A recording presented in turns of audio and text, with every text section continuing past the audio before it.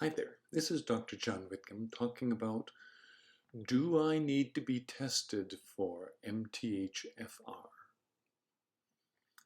What's MTHFR? It's methyl tetrahydrofolate. Here's the skinny. You have to have methyl groups for many purposes in your body.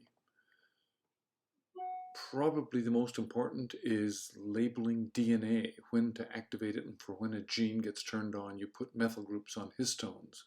And you can actually pass on from one generation to the next without changing the DNA. You just change the methylation on the DNA. So you haven't actually changed the molecules, but you've changed the signaling messages. And there's evidence that, for example, a very famous famine in Sweden 100 years ago, 120 years ago, had changes that are still measurable in the great-grandchildren. So what happens to one generation can be carried on to a second generation if you change methylation on the DNA, so you can change histones. But another reason for methylation is to help you get rid of gunk.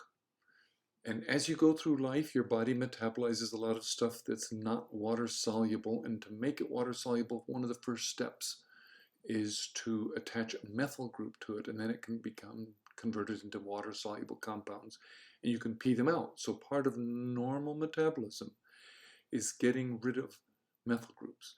Not to mention just the normal construction of different things in your body, you need methyl groups.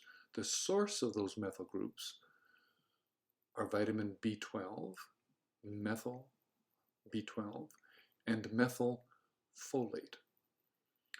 Here's the rub. Not all of us inherit the same genes, and the Human Genome Project has revealed that there are a couple of genes for methylation of folic acid back into methylfolate. And you sort of have this circle where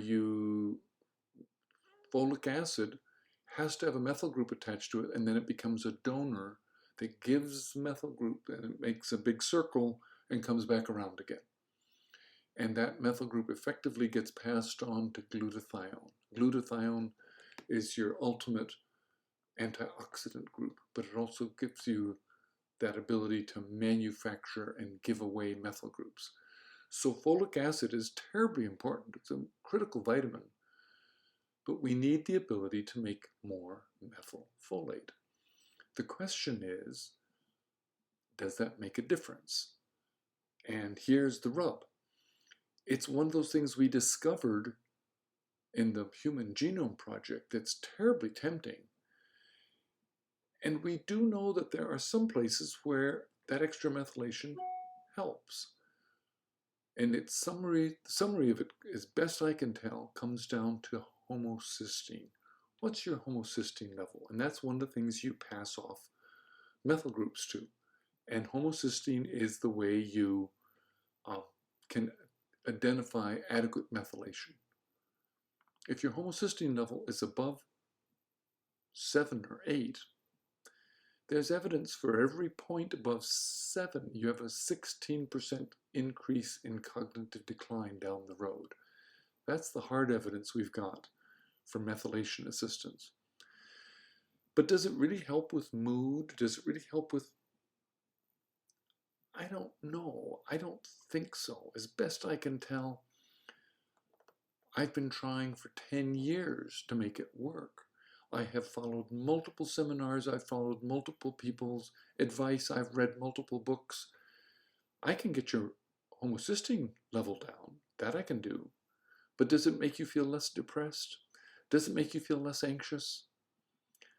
I don't think it's ethical to keep telling people it does, and have them come back for multiple visits and sell them multiple compounds and multiple supplements when there isn't better evidence that it helps. Some of the most reputable websites on the web, when asked about methylation, say it just doesn't make a difference. Stop doing it. It doesn't help. And those people who are hawking it are doing it for their own purposes. They're making money off of you. I'd love to hear evidence that it helps. Show me some good randomized placebo-controlled trial.